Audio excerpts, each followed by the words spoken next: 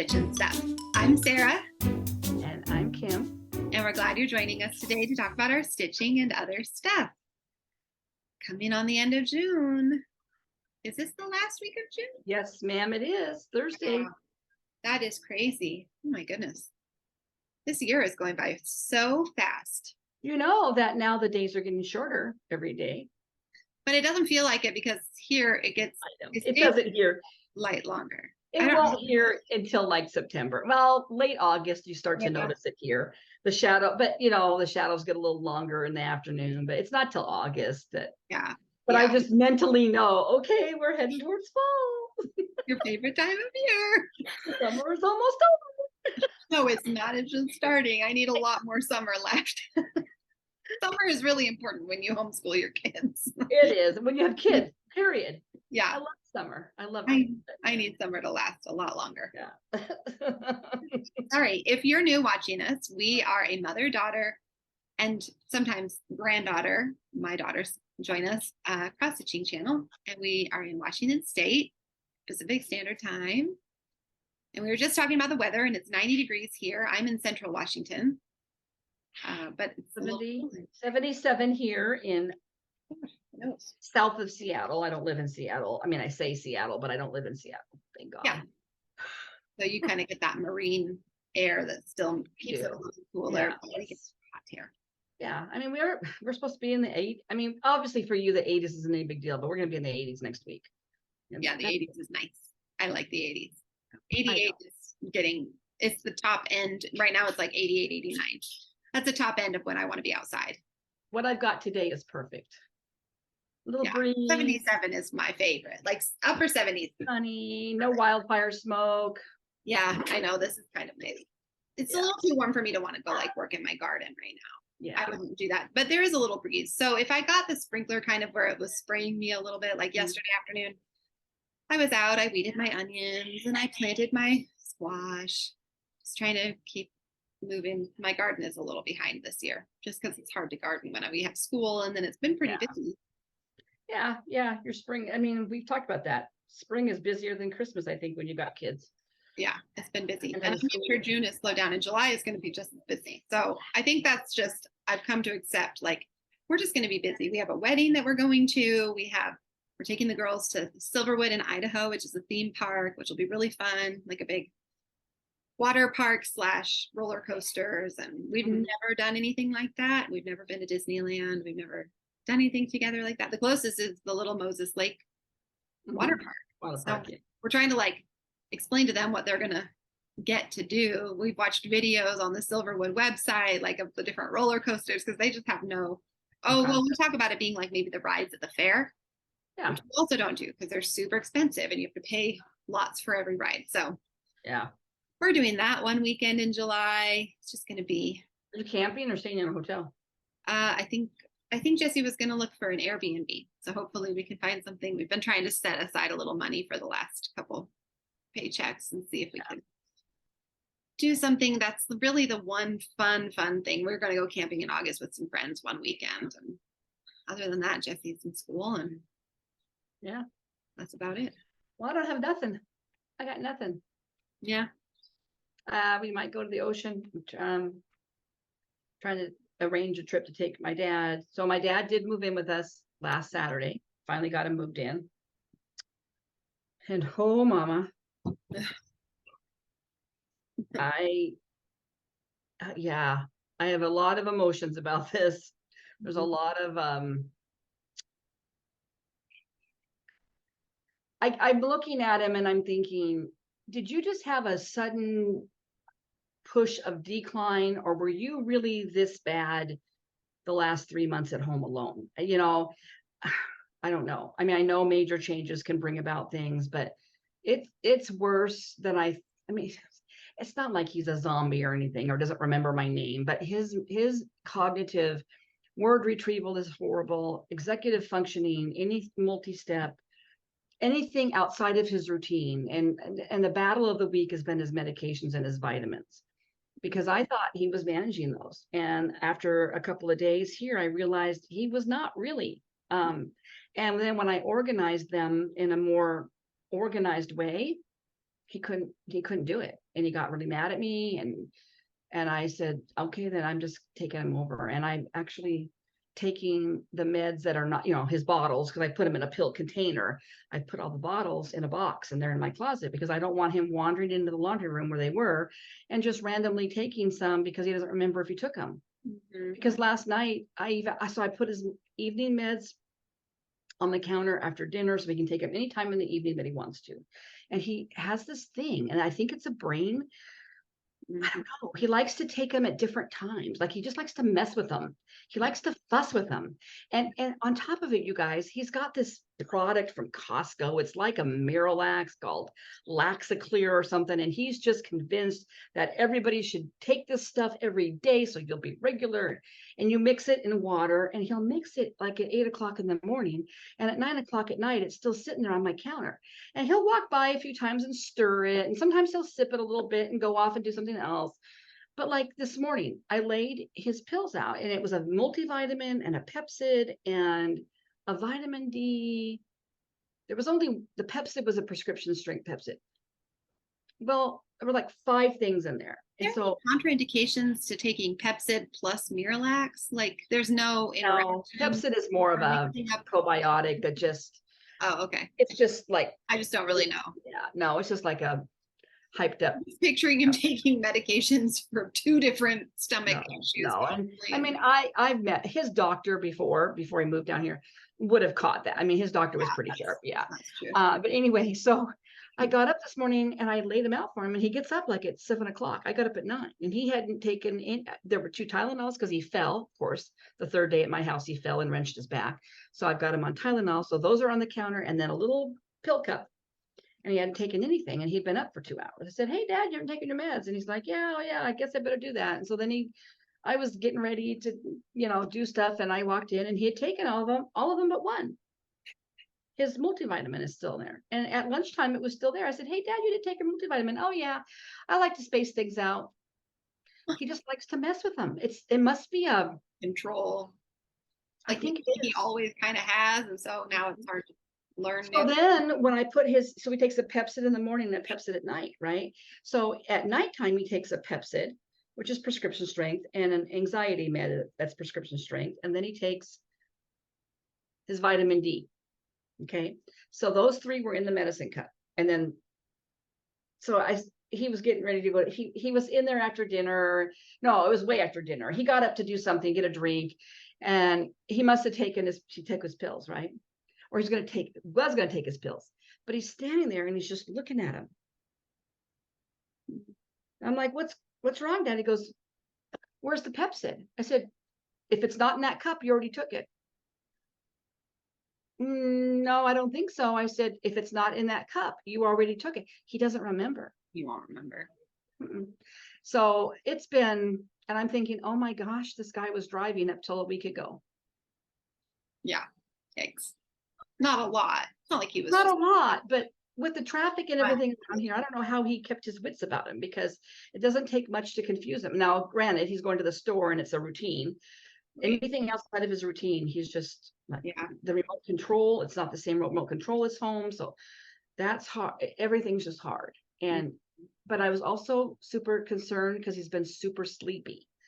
And I know that can happen later on with Alzheimer's, but it's not that far, But then he says to me today, he goes, "I think I got dehydrated yesterday. I don't think and he does not drink water. So we're going to be water buddies, he and I. And I'm setting my timer because I know he doesn't drink a lot of water. And I've been reading in some books about dementia and Alzheimer's, and they need to drink water. It's not enough to just drink other things. They need the water for their bladder health." I said, why do you think you were dehydrated, Dad? He goes, "Well, when you get up in the morning and your urine's really, really dark." I thought, yeah. And he goes, "I woke up in the middle of the night and I kind of had some chest pains." He's also a hypochondriac. So I take some of that with a grain of salt. I come by it, honestly. Me too. But he's on steroids. Like he is intense. Yeah. So, he goes from being very calm and easily interacted with. Yeah. Yeah. And then he'll get into a mood. And anyway, well, if you pray, please pray for me. This is going to be a long haul. Yeah. Yeah. but we're doing it. We're doing it. But he was, yeah, the super sleepy. I've got a phone appointment with his doctor. Of course, trying to get any kind of appointment for any kind of care in this area is a nightmare. But I do have a phone appointment on Thursday, so I've got a list of things to talk to her about. So that'll be good. Yeah. But yeah, I just need some official eyes on him. Yeah. Because since he got his diagnosis in May, I've had no conversations with an actual doctor about where we go from here. Yeah. Just that, hey, Kim, you should read the 36-hour day book. Well, I would if I had time, but my 36-hour day is taken up with a 10-hour job every day and dinner and cleaning his bathroom every night because toileting habits are not exactly up to my standards. And, just every little thing, every little thing. Yeah. So anyway, but I've gotten lots of crafting done somehow. Lots of things to share. Hmm? I've just been steadily working through, but we do have a featured friend that we are going to share first. So Tina from Tina Stitches sent us in this, I'll just put it right here, these beautiful pictures of a finish that she has. So I will put those right, sorry, where are we? There we go, right here.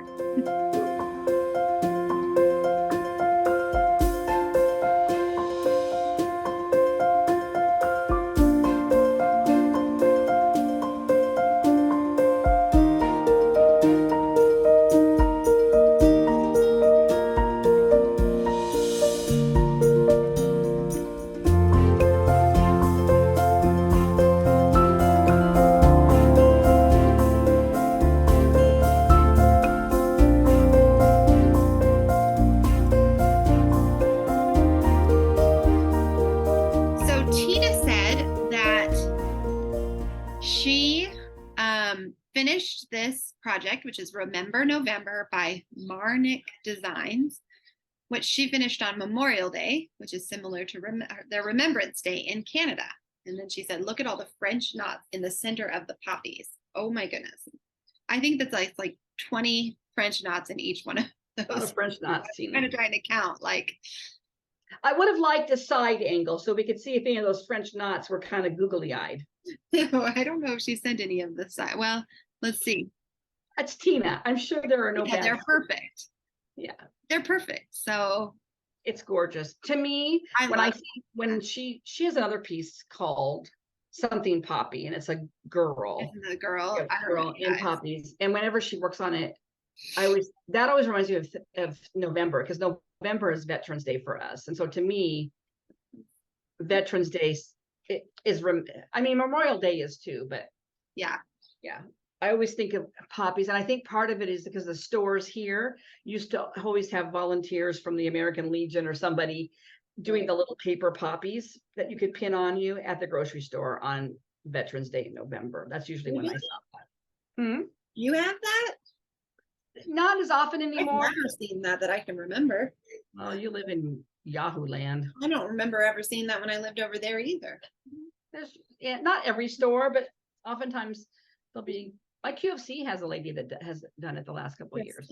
Yeah, I don't know I can't remember what group they're a part of, but it's some kind of a veterans. Maybe it's just the Veterans Memorial Group. I don't know, but anyway, that poppies always remind me of that. Yeah, but that's gorgeous, Tina.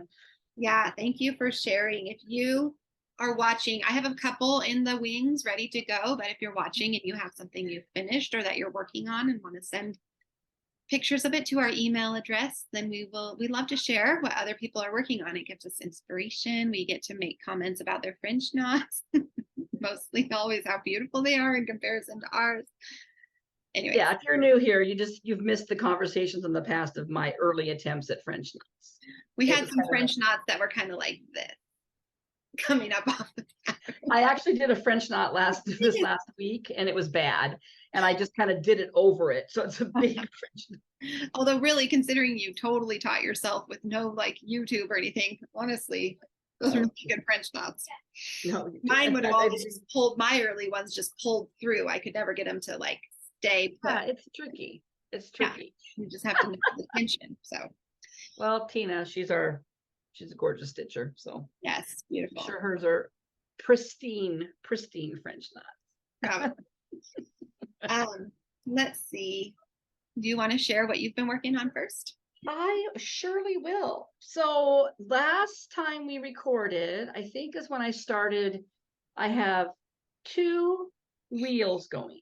Yes, 2 you were reels about on to my do that. app. So Yeah. I have just random pieces that I have had out all spring and now summer, that I wanted to make steady progress on. So those are just kind of on a generic wheel. And then I have a magazine monthly wheel for my magazine monthly pieces.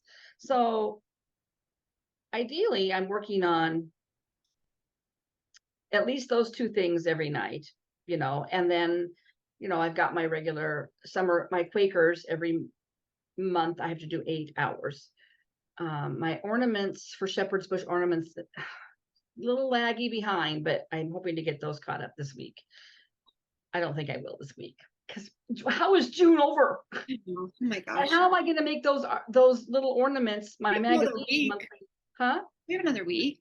Yeah, I got to finish one and do another whole one. Your shepherd's bush ornaments? Yeah. Yeah. But I could carry over. I mean, I just need to get going. I've just been putting it off because I've been doing my other things.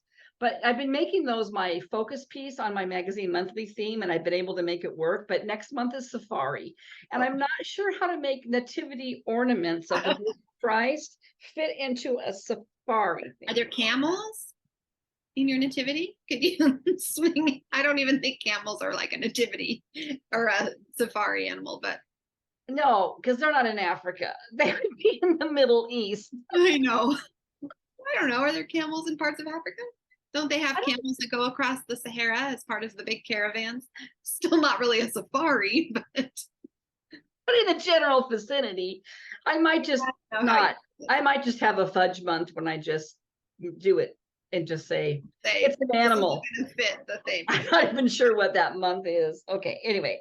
So, but I have knit. There were several zone out days during the last 2 weeks where I did not stitch and I did knit. And even that was kind of sketchy, but I'm still working on my Free Your Fade shawl. Getting long.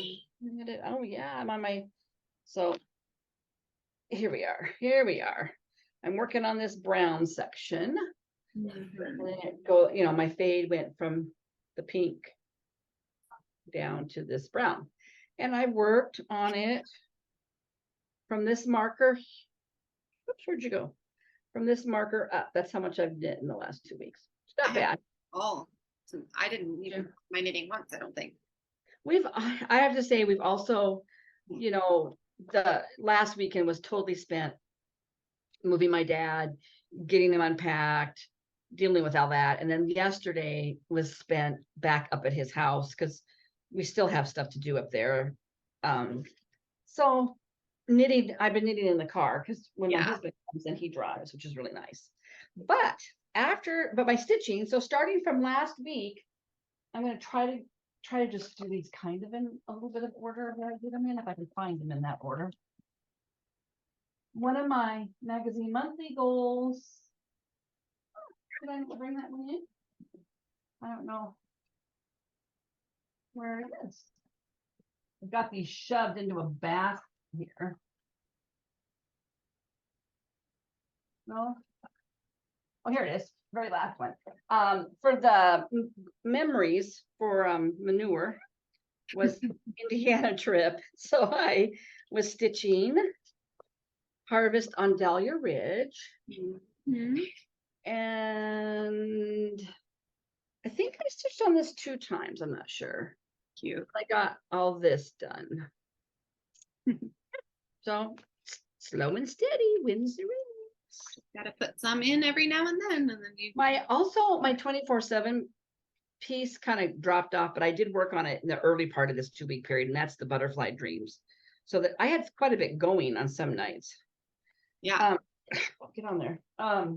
Then my other piece that last Sunday that was drawn was my Vintage Simplicity, which I've been stitching with Tina. It's this kit from Dimension. Pretty. I'm working on this little lady, and I'm starting to work my way over here because I think all she has left to do is back stitching. Mm-hmm. You were close last time you showed it. Yeah, and I'm not gonna do the back stitching yet, but so you can't really see, but this is the beginning of the blue lady's hair, and then their kits have all these half stitched background areas. Yeah. So I did that in order to count over. You Uh-huh. can see these little Yeah. weird areas. So I'm stitching in this area. Very elegant. You could almost just do like a dyed fabric and then leave those things off because I feel like they're just there for sort of like texture. Good, yeah. Anyway, I was just thinking, Yeah. how would you? Well, I'm not starting over. Oh no, I didn't mean you in Yeah, particular. Yeah. And this was on my wheel, just my wheel to keep working on. And then I did have a new start, and this did get called several times for me. It was the floral etchings. Hmm. That was a market release this Mhm. year. Sorry. I really shoved everything in here at the last minute. So Sarah has done the fish. Oh, look, they're all done together. I really love that bird. I've seen that one. Oh, is that part of this kind of design? Oh, These are smaller, I think. yeah. I didn't realize that those kind of all went. This one's bigger. I've seen that bird. I feel like Robin from Bird's Eye Stitches Yes. was There doing were it. a lot of people stitching this bird when it first came out. It was in the primitives. It was in the punch needle. Yeah, I didn't magazine. realize it was even connected. Like I'd never seen it. Yeah. I did the Some fish. people did the reverse, or they did what do they call it? Like a silhouetted kind of. Oh, Yes, you'd have to look up Bird's Eye Stitches, Robin, to see hers. But hmm. anyway, so this was the market release. So I'm working on this flower here. Pretty. And it was a total new start. I think it was a new start. And this is how far I've gotten this flower finished. Now I need to do the stem. I like that flower. That's pretty. It's a pretty pattern. I need to make a copy though, because I hate stitching off these cardstock, because the pattern is big. I mean the pattern literally is from here to here. Yeah. On the side. And so I use a magnet board to keep my space. Yeah. I'm blurry. Let me put my hand up here. See if it'll refocus on you. Yeah. Come on. I'm not sure what it's trying to focus on because it's not like something in your background is sharp. Sorry. I was kind of glancing. Oh, this is what Robin did. Yes. Isn't that gorgeous? Really pretty. That looks like almost like the fabric I'm doing my blackbird piece on. No, that's actually that's more like your Snow Queen fabric, I think, isn't it? Well, I was wondering if that's Gothic, which is what I'm using, but I think I'm using Murky. I think this looks a little, well, I can't really, it could just be the coloring. Mm-hmm. Mine is bluer. Yeah. I did love her. Oh, maybe I didn't work on. No, I did work on Snow Queen. That's super pretty. I like it. And then I worked on my Butterfly Dream girl. There's a lot of butterflies left to go on her. Let me just say that. Yeah. So I finished this big butterfly, and I think I did these 2 butterflies since I last showed it. Wow. Yeah, but there's like, I don't know, 10 more butterflies to go. And each butterfly is 1, 2, 3, 4, 5, 6 colors. A lot of color changing for a few little stitches. Yeah, especially the little tiny butterflies. They're yeah. That was that. And then and then I worked on that SAL from Doreen Jones last year, the flowers and bees. Yeah. I don't have a copy to show you what it's supposed to look like because I didn't print it, but it's a freebie on her Facebook page, so you can go to her Doreen Jones. Came out like Facebook page. Yeah, it's kind of hard to find, but like a year or two. But if you scroll through all the photos on her Facebook, I think it's her page, not the group. I think it's her actual page. You can find this. It's really cute. I had already done that. And then I had done part of this motif and I finished that. Cute. And now I need to bring this border down. And then I think there's a bee down here. It's really pretty.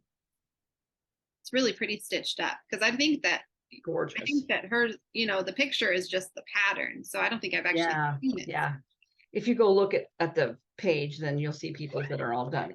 Yeah, it's really cute. And then this got worked on a couple times during the month, which was my rosewood manor trees, seasons of the trees. So this is an older pattern by her, but people were doing, I think, music amongst the trees, or there was some kind of a SAL going on.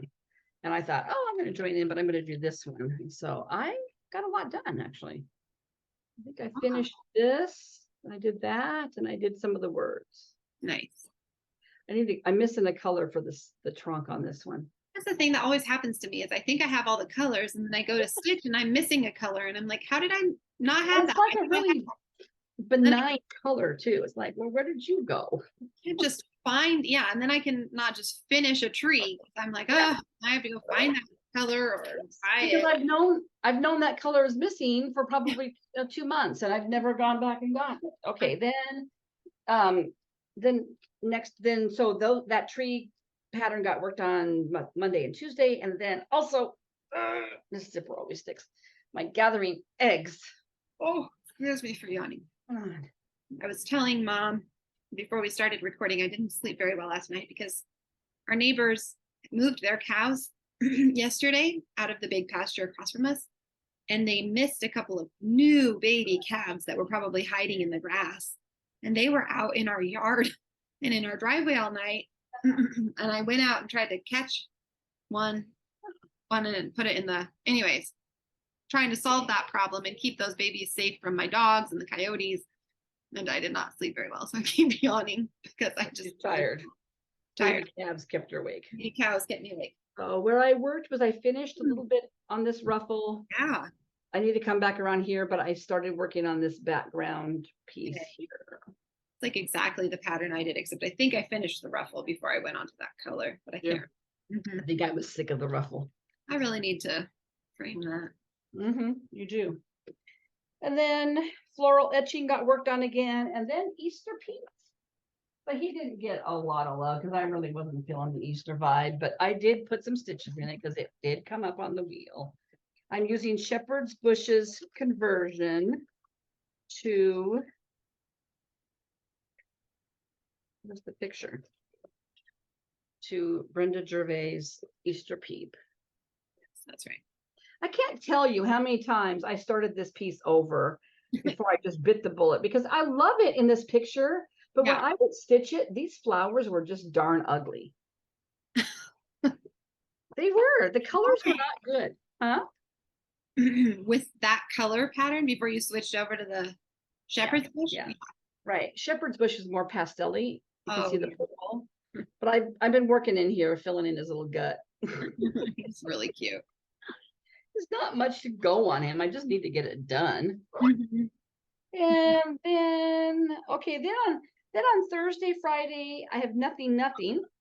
No, knitting nothing, and then knitting, and summer Quaker. So I thought I better get my Quaker going here. Yeah. So Quaker has a sad story to tell you. Oh. So I'm working on summer Quaker. If you don't know what the pattern is, started up here. So I finished this somewhere along the lines. Ooh, and that's my favorite. Is it? It might be my favorite. I don't know. At first I thought I was going to do the alphabet, but then Carolyn Zook didn't, and I thought, well, I wonder why. She just, because the other ones don't have an alphabet, but I thought, I don't really mind. And then I looked, it's all Algerian eyelet stitches. Like, yeah, no, it's not happening. Anyway, I started this blue motif, and it was so pretty, and I worked 2 hours on it last night, or the other night. 2 hours I worked, and this is how much I have left of that hole. Can you see my stitches? You made a mistake somewhere. Yeah, can you see those holes? Yes. I was 1 stitch off, and so my circle was an oblong. Oh, man. And I had to rip everything I had just stitched out. So between the stitching and the ripping, that took up 2 hours of that. I usually do this on the weekend, so it's 2 hours on the weekend. But now I don't have another weekend, so he's going to get some love again tonight. So Friday. Friday is the 30th. That's true. So you could count that as weekend. I could. Yeah, I had some frogging this week too. So. Oh, it was so. I actually frogged on a couple of other pieces.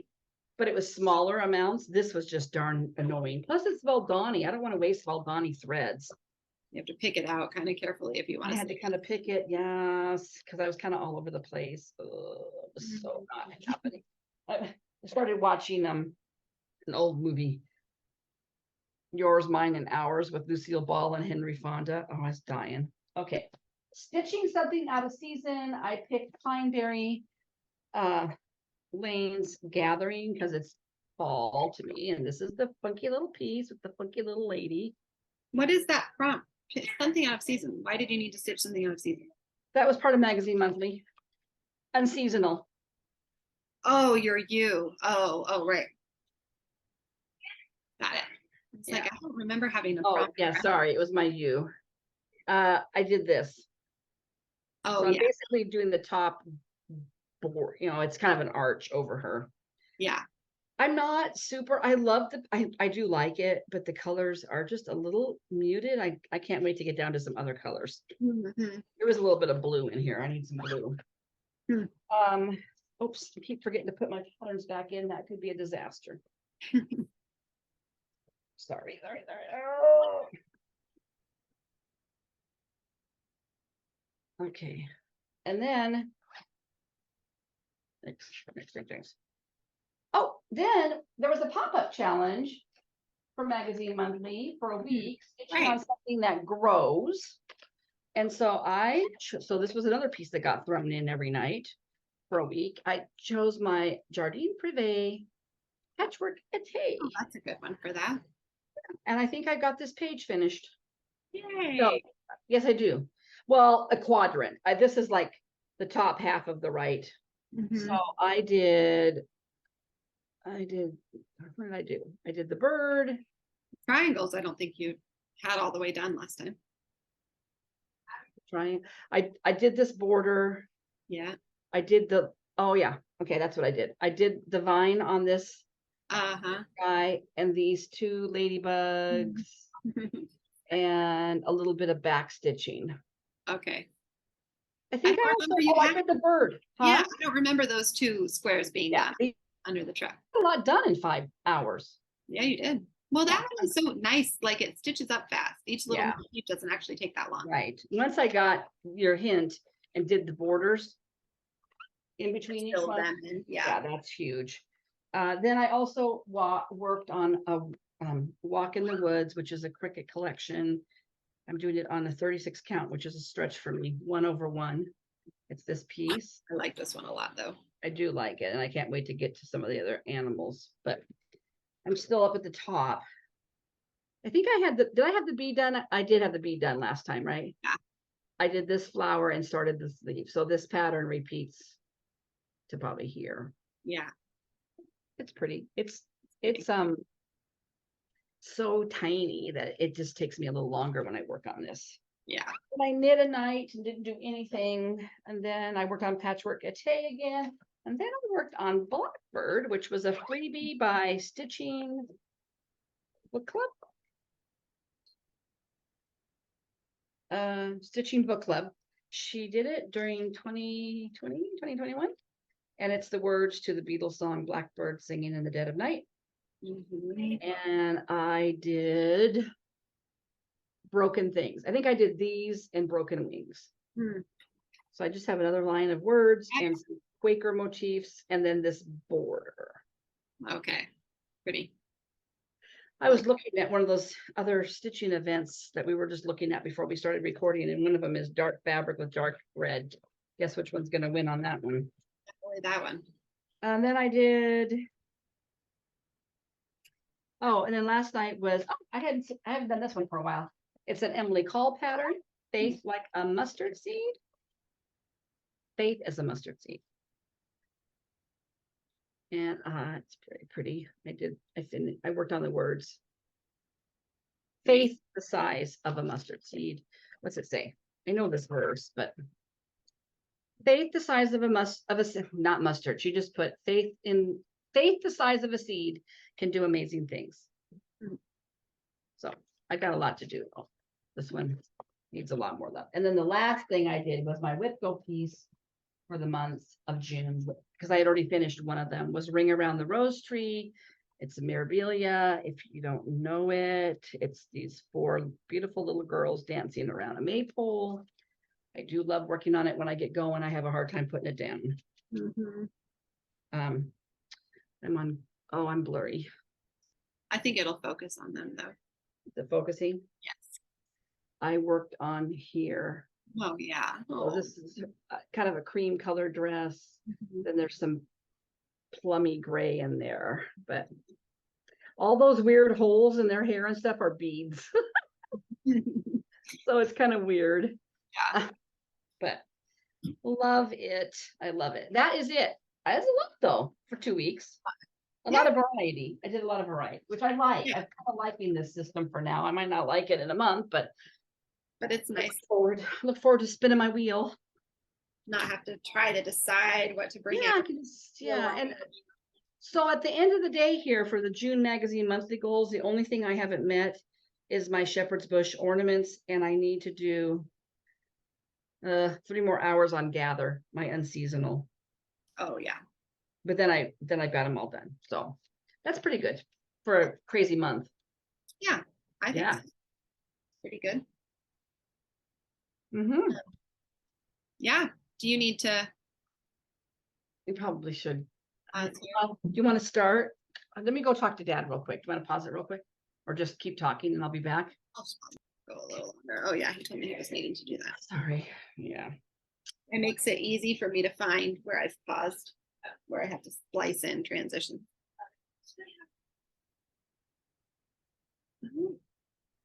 What time is it? Well, I was going to ask Daddy if he thinks it's a good night for a bonfire. He might say it's too hot. It is really hot in there. Well, but sitting in the shade, we can just sit and cook our stuff. Well, yeah, anyways. Okay, I'm almost done with my magazine monthly pieces, and I'm just going to grab them as I go. I don't really have any order. But I have met my goal now. Actually, you know what? I was going to show this, but I think I've finished this goal before on my little dimensions Valley of the River back. I don't think I actually worked on that this last week. Oh, okay.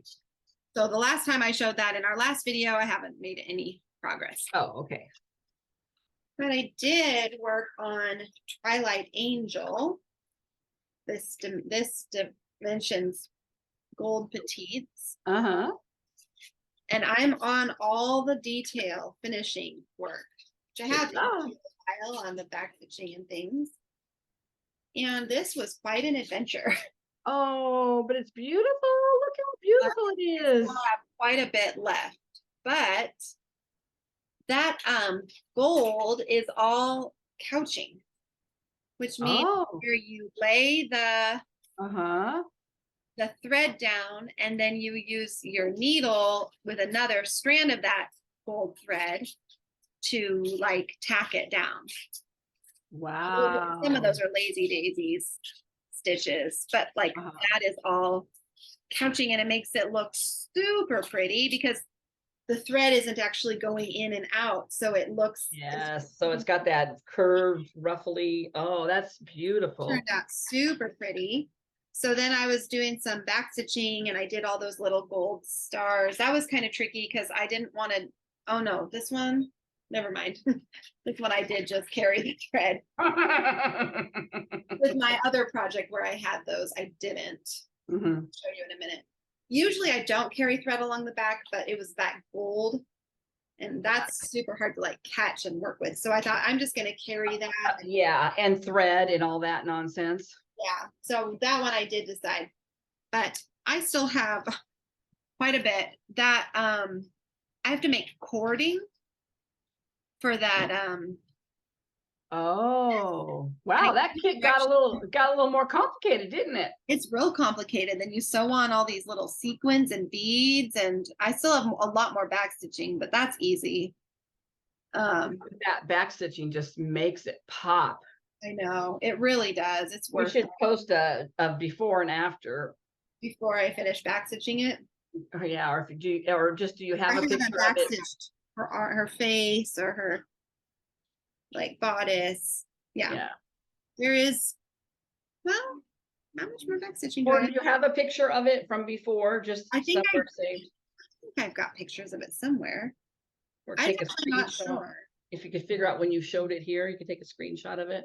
You know what I just realized too? These are not X's, those are French knots. I forgot that those are all French knots. Oh. They would have become. That's why I carried the thread across, because I was like, I am not going to try and tack down each individual French knot, do the knot, and then I'll just pull the thread through. So that's why I just carried it through. Those would have become X's for me. I know I probably should have just done that, but I'm French just knots. sticking with the pattern. But I thought Gorgeous. it's really pretty and kind of fun to work on. Mm-hmm. I don't know. I get into the groove. It's not, I mean, it was fun to stitch on that Ada, because Ada is so Yeah. stitch on. This part's not exactly easy, but the results are really pretty. Yeah. It's And I worked gorgeous. a little bit more on, no, did I? I just grabbed everything. Yes, I did work a little bit on this. My Alpaca Farm drum from Blue Flower. And I started on that barn. Oh. So here it is. And I decided I was going to stitch it. Okay, well, here's the whole thing so far. Uh-huh. I decided to stitch with that variegated thread vertically up and down and up and down. So I get like, it looks kind of like wings. I don't know, I just thought that was cool. Yeah, it's pretty. Really pretty. Working on that. I did that whole fence in the barn. Yeah. Itty bitty, itty bitty. It's itty bitty. Kind of, but that one I also kind of get in the groove. Mm-hmm. I really started working on my next square for Hawk Run Hollow, the shores of Hawk Run Hollow. Mm-hmm.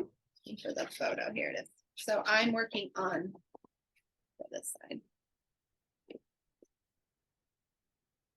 Yes, this one. Mm-hmm. Oh yeah. Okay. Oh yeah. Yeah, Oh yeah. a lot of house. That is a lot of house. And here it is down here. I just did some words. I finished that border down to the corner there, and I hope I counted it right. I counted and counted and counted. I stuck a pin in halfway so that I didn't have to keep recounting. Yes. And I'm doing most of this, I'm doing 2 strands half crossed, especially where there's a lot of fill in. But the words I'm stitching 1 strand, the word and border, I'm doing 1 strand full cross stitch. Yeah. So that it looks a little more, I don't like the slanty when it's just like 1 line. Yeah. I have some like Oh that. yeah. You know, I think that might be kind of why when I tried that method, I was in an area where I don't know if it was just because I had 2 different colors, one row and another row, and I just felt like it didn't give very good coverage. Yeah. And I feel like when it's a chunk, like it's all kind of filled in, like my Hade is okay, which I can show because it's all full coverage. Yeah. It doesn't Yeah, need, there's totally. no, like, a lone string of stitches, but Yeah. but with that, I kind of go back and forth, which maybe that's poor stitching. I don't think know. it's whatever you want it to be. But I'm working on I worked on my Hade. I am close to being done with that first page. It still just looks like I've done nothing, but it's a whole page worth. Looks like you've done something to me compared to where you were a few months ago. Yeah. So I need to go up here and that'll be the end of it. Yeah. Actually, the page is like half of these squares, like this side of those squares, and then it's onto a new page. But because I'm stitching it with Pattern Keeper, it just looks like one big grid. Mm-hmm. It only impacts things when I'm trying to select stitches to show that to mark that they're already stitched. Then I have to double it because counting it like different pages. Somebody will probably chime in with how to not have it. I'm not doing it right, I'm sure. But anyways, that one I really enjoyed, but I still need to work on that probably another hour this week, 1 or 2 hours. And that is one of my magazine monthly goals. Okay. Got caught in the zipper. Deal with that later. Okay, I've got 3 more. Let's see. Okay, so then the other thing, I still need to work a little bit on the shores of Hawk Run Hollow as well. This week, then all of my magazine monthly goals will be done. I think this was one of my WIPCO goals. This is Riolis. Oh yeah. It's so pretty. This was the one I had to. Frog. I had made a mistake on counting. I had about this much plus another, you can see kind of where the stitches went up around here. Oh. It was all off and I was not going to try to figure out how to fix it. So instead I just ripped it out. That was one thing. And then I put in a little bit. What I found is I have to just stay right. If I count, I always somehow get off because of the way the pattern is. So I have to really just move in color chunks. But yeah, it's so pretty. I love this pattern. It's really pretty. And you come, I mean, well, I guess it's been almost 3 years. I've come so far. Look how far you've come in 3 years. 3 years. Some people would have had this done by then. No. Well, some people might, but it is pretty. Okay, the last two things. Let's see. This one was my theme piece for farm. This is that cotton and twine piece that you gave me. Oh yeah. Oh. Chick. I am really made a good amount of progress. Oh, there's threads on that. Chick. I have it all done except for that border around the outside. That's so cute. I know. I can't wait to finish this. This one will be fun to fully finish. Yeah. Didn't it come? It came with the fully finishing stuff too, didn't it? This is that cotton and twine box that you get, subscription box. Yeah. And it came with the what do you call this? Oh yeah.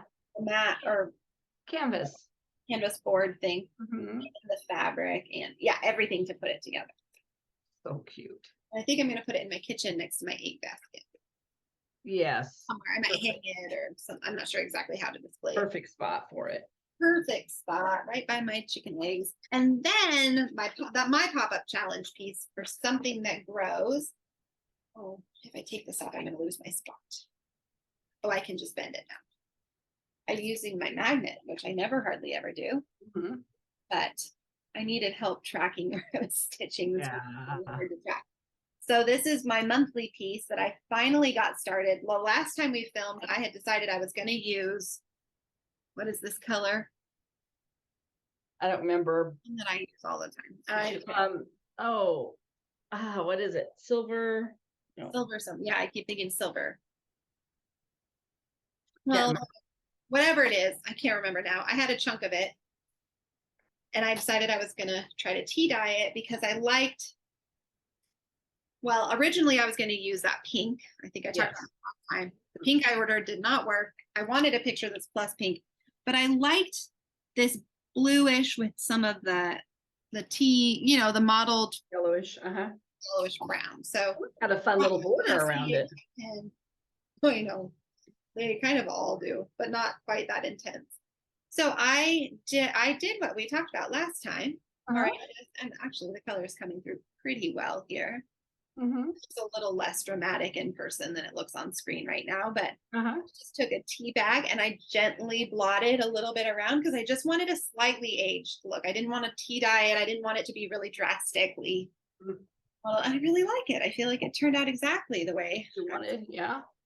And we were talking about doing that, and then we were talking about tea dyeing, and I said something about, you can either, some people microwave their fabric or they bake it. And I said, but I think Gail does it in her dryer. And she commented, did you see her comment? Yeah, because I burned too many. I did. I put this in the dryer for just a little bit. I didn't want to do it too long. I didn't want to risk shrinking the holes and making so I put it in the dryer for a little bit and it seems to have, I haven't tried to see if it's set. I haven't tried to wash it. It's a great tip. But look, I started this I think I started this week and I've gotten this far already. You were working on it at my house on Wednesday. I think I started it Monday or something. Impressed with my progress. I thought I really want to get as far as I can because the last few months I haven't gotten very far on my monthly pieces, especially my May one, because I can't remember why I didn't get. Notice what did make an appearance this month for me. Yeah, I did. No, I didn't notice, but now I notice. I really like this one. I really like it. So is that the June one or the May one? This is June. Okay. So I am on the correct month got it. to Yeah. just go on to the next one. And There's I'm a lot. kind of trying to get that bird. I think I could get the bird done, I bet, this week if I work pretty steadily on it. Because I really just need to fill in. I have one color done here up to like there. Well, yeah, up to about there. I think I have the dark color and some of the light color. And then I have this red, this pink all done. So I really need to like extend the tail down, do the beak, the eye. This is all one color fill in, the lighter pink. Yes, yeah. Yeah. So I think I could get this done this week. That's kind of my mental goal, is to finish this bird. So then next year when I pull it out, I'll just have the strawberry in the border and the basket, the fruit basket. I mean, I still might not get it done next year, but I'll be a lot closer. You'll be a lot closer. Especially since my May one I didn't make hardly any progress on. So that is everything I stitched this week. I really wanted to try and get a fully finished, and I didn't get there, but that's okay. Maybe next time. I'm trying. Well, I'm not really close to any fully finishes, but I'm making progress on things. So that's what. I just have so many that are ready to be displayed, like done and displayed, and I just haven't. Yeah. Oh, you mean fully finished? Yeah. Fully finished. I did pull out my summer etchings, the fish, because I was thinking I had a frame that I think would be really cute with it. And in my mind, I thought the frame was a square, because I think I have another frame somewhere with something else in it. I should look and see if I can find that. But it's a wood frame, and it has actual like geometric etchings all around. Maybe next time I'll pull it and see. But it's rectangular. The piece fits in it, but it's a square, you know, the fish are a square. I was debating because the frame itself would be perfect if it was square. Well, bring it next time. We can vote on I'll it. pull it down next time. People can say, or if we pause here, because we might take a little pause. Then when we come back tonight, try and have it down here. We probably do need to pause. Yeah. Well, we'll just come back in a little bit. Mom's going over to dinner, so we'll be back later. It might be dark, but we'll be here. I know, but we just really wanted to finish so we can get this uploaded. Yeah, especially because we're only doing them every 2 weeks. But yeah, which I have to say, for me, we haven't talked about this, but it's kind of a relief because I feel like I have time now to really work on things and a variety of things. I don't know. There's just a different mindset for me, and I feel like I have time to do my knitting now too. Well, and it's kind of relief for me because Sundays are like the only day we really try not to like, we do family things, and recording is easiest on Sundays because Saturdays are chores and party, whatever. Yeah. But yeah. So it's kind of relief to me too, because we can do things like go kayaking or like card games or stuff that we just don't have time to do with Jesse in school on the other days. It's not homework. On other days, It's not do homework usually on Sundays. We set that aside. So and we have more to talk about because more stuff happens. Well, theoretically. Yeah. I mean, not necessarily in my life, but I know what happened this week. I don't know. We did drive over and see you. Drove over for kind of a different reason, but also came and stayed the night. And so I was able to see you guys. That was nice. We would have liked to. And she planted my plants. I had bought some bedding plants and I hadn't gotten them in the pot yet. And of course, that morning that we woke up and she was going to go back, my dad decided he needed to go to urgent care for his back. He was fine, but he wasn't going to let it go. So I was trying to work. So I'm trying to work and listening to him complain about his back. And I finally just called my boss and said, I'll be on later. I got to take this dude into urgent care. So while I was gone, Sarah was waiting around before she left and she potted my plants for me in my baskets. I did buy a few more today. Oh, good. Just to put filler in the hanging pots. They're a little bit more. What I bought that you planted, those were like all on sale. Like they were just like one step away from being in the free basket. Beautiful. Yeah, but I wanted something a few more established, and I bought a big geranium. Oh, nice. Big pink. Yeah, I just needed a little bit more color, more established. So anyway, it looks great. Well, we were debating whether we were going to stay longer. The girls really wanted to stay another night, but I knew I was supposed to work the next day, and I had some stressful things with work and insurance offers. I don't know. I was just kind of on high anxiety about work. So I just felt like, no, we need to go home. It was going to be, and then I was also going to have to rush them home and then run all the way back out to town to where I work. And Anyway, so, but while I was kind of hemming and hawing, trying to decide what to do, I thought, well, I know that you're not like, you like to have the flowers in, but I know you don't love the work of doing like outdoor stuff. And I do like that. I think it's fun. I thought, well, she'll come home and then she'll have a pretty place to sit. So I did. And the next day I literally did go sit and have a breathing time outside on my back patio. And I had a little pot on the table. Like, I need a break. yeah. So It's been good the rest of the day. It's been pretty good. But he keeps telling me his back, it's like the most painful thing he's ever had. And I thought, well, dude, you fell off a ladder and fractured your whole kneecap.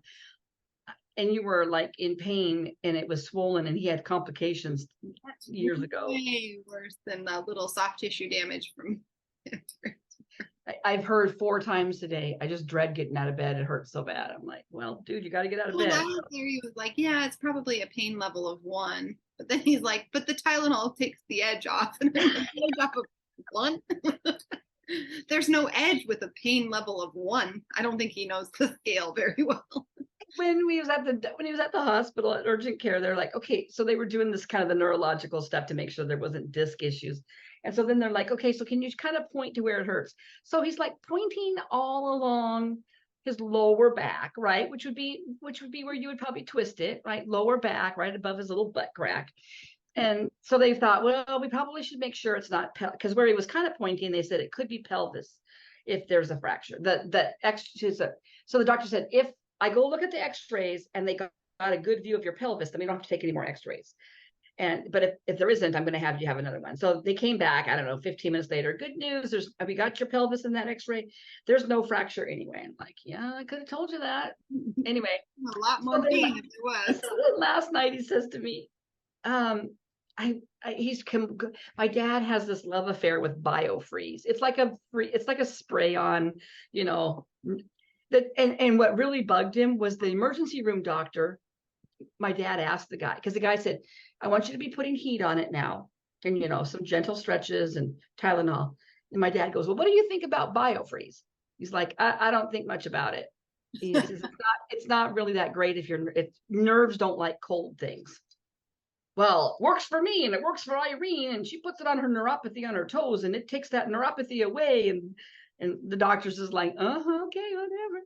And so I've heard, he didn't say it today, but I've been hearing about how I can't believe that doctor doesn't think BioFreeze does any good because I know it does. Blah, blah, blah, blah, blah, blah, blah. So last night, he doesn't have any of the spray BioFreeze, but he's got some little packets with some gel. I just put some on him. It smells like a hyped up version of Vicks Vapor Rub, which I don't mind normally, but not during the day. Anyway, so when I asked him last night, where do you want me to put it, Dad? He's like way up in the middle of his back. I'm like, that's not where you told the doctor last night. But tonight we just put some on and it was lower. So, but I didn't give him his second dose of Tylenol in the afternoon. So I'm kind of seeing how we go here. Because if he's really needing the Tylenol, he'll be complaining pretty soon if it wears off. We went over to my son and daughter-in-law's for a little impromptu barbecue dinner tonight, and he was sitting in kind of it wasn't like one of those slingback camp chairs. It was like a patio chair with, they're not great support, but we had brought his cushion so he didn't have to work real hard to get up because he's up higher. But by the time he sat there for, a couple hours, his back was hurting. And I believe him because if you're not in a good chair. But anyway, it's just been a journey, but I hope this thing heals fast because I'm tired of hearing about it. If it's not this, it'll be the next thing. There's always going to be something probably. Yeah, I know. So apparently, yeah. So then he says, well, and here's the kicker, you guys. He gets his BioFreeze from his old next door neighbor where he lived, right? She's a massage therapist. And so she always gave them free BioFreeze because there's some, like the UW has come out with like a sports medicine thing, right? Where you have a protocol, like if you have a certain kind of injury, like she said, it might help my dad's arthritis in his knee, where you heat it up and then you put the BioFreeze on and then you ice it and then you heat it up. There's like a whole step, right? That UW has come out. So, University of Washington, if you're not. Sorry, University of Washington. And so anyway, he's like, going on, he goes, well, maybe when you go back up to my house next Saturday, because we've got to go work on the house some more, you could go over to Karen's and get Irene and me some more BioFreeze. I said, no, I'm not going over to Karen's to beg for BioFreeze. I said that to my husband. I looked at my dad and I'm like, I'm going to Rite Aid tomorrow and I'm going to buy you some, Dad. Well, it's not, he constantly says, well, it's not really important. I'm like, it's clearly important. This is something you talk about nonstop, so it's important. And we can get it and I'm sure it's not going to break the bank. Yeah, I'm sure it's not. So yeah, I'm not going to go begging on the streets for BioFreeze for you guys. Knocking on, pounding on the but he wants me to get it for him and Irene. This is what I tell Sarah. He's very much in this caretaker mode of taking care of. He took care of my mom for 60 years. He's a caretaker kind of guy, and he wants to fix everything, and so he's got every time, it's a couple times a day. Yeah, I'm saving this to take to Irene then when I go over there next time. Like, he saves part of the newspaper for her. He saves the funny papers for her. I took him to a produce market today to buy some just to get him out of the house and go shopping. So he loves Walla Walla sweet onions. They're grown in Walla Walla, Washington. They're super sweet. You could just eat them like raw. And so he was excited because they have them in, and he likes to have an onion sandwich. He'll do an onion and salami sandwich with Walla Wallas. Okay. So we get 3 of them, and then we walk away and he goes, I think I'm going to go back and get 2 more of those for Irene. I'm like, whatever. He lives with her children now. Irene doesn't even have her own kitchen anymore. And I said, and that's why I said, if Irene needs BioFreeze, Dad, Irene's daughter can go buy her BioFreeze. So then we had a little tiff about his socks. He wears these really, really, really thick socks year round. I don't know why his feet aren't dying because they're so thick, but he's got flat feet and they give him cushion, whatever. But he tells us he can't find that kind anymore. He can't find them anywhere. Well, my husband gets on the line, he gets on the interwebs and he finds them. Easy peasy. So he says, well, here, Dad, I'll order you some more. He goes, okay, that's great. So they place an order. My husband goes out to Walmart to get lidocaine patches because that's what the doctor said to use because they didn't work. They're not as good as BioFreeze. Probably the same dang thing. It's cold. It's a eucalyptus. They smell the same. So anyway, my dad calls my husband while he's at Walmart. Like, can not going to see Dad in like 15 minutes. Like, it had to be. Yeah. I called my husband, and he goes, can you change the size on those socks? They need to be a little smaller. So then I get a call from my husband. He goes, what's going on with these socks? I said, what are you talking about? Apparently I'm buying socks for Irene. I'm like, what? These big, thick, masculine, like hunting socks? Well, because Irene's got neuropathy, and so she's always talking about how cold her feet are. And I'm like, well, they're always going to be cold. She's got neuropathy. So I said, geez. So then we said, well, it's too late to change the order, Dad. It's already gone through. He goes, well, okay. He let it go. So then we were leaving to go to her house. We dropped him off at her house yesterday and went back to his house, my husband and I, to work on packing some stuff. But before we left, he comes out with, I kid you not, the lidocaine patches that we bought for him, a box of them. He goes, I'm bringing these for Irene. I said, no, you're not. I said, for you.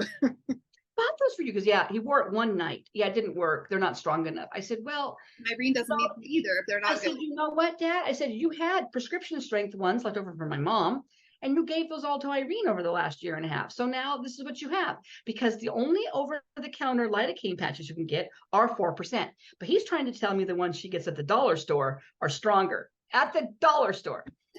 So I'm Googling it. Prescription strength is 5%, over the counter is 4%. And I think I just got a bad mood yesterday anyway about this whole thing. So he's standing there, fine, I won't take these to her. But then he had socks, 2 pairs of his socks. I'm going to give her a couple pairs of my socks. I said, does she want your socks?